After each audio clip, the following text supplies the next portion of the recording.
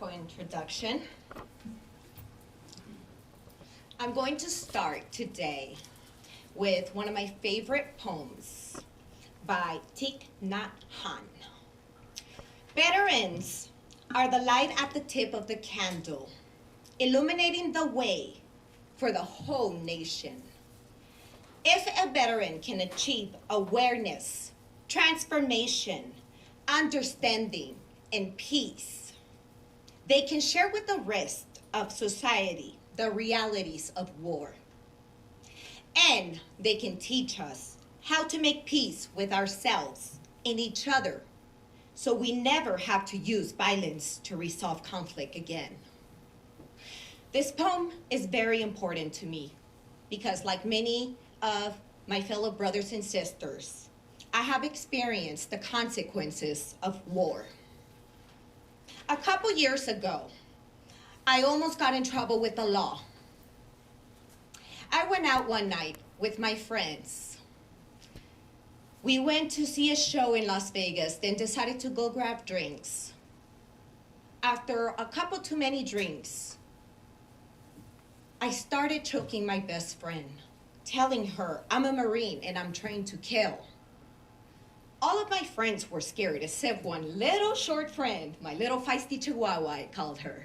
Somehow she thought she could take me down. My friends called the securities, and the securities called the cops. If it wasn't for my best friend, Natalie, who I've known since I was 15 years old, she pleaded with the cops and told them, please don't do this to her. She has a young child.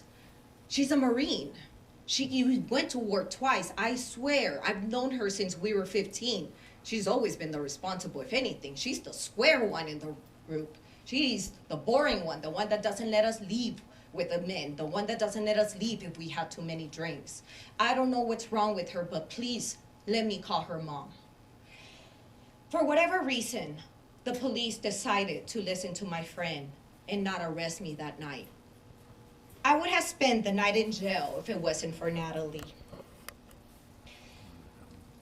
I tell you this story today because I, like any of the graduates here, could have been in a position where someone would have just judged me based on that one night, not realizing that there was a deeper issue going on with me. That night was my wake-up call.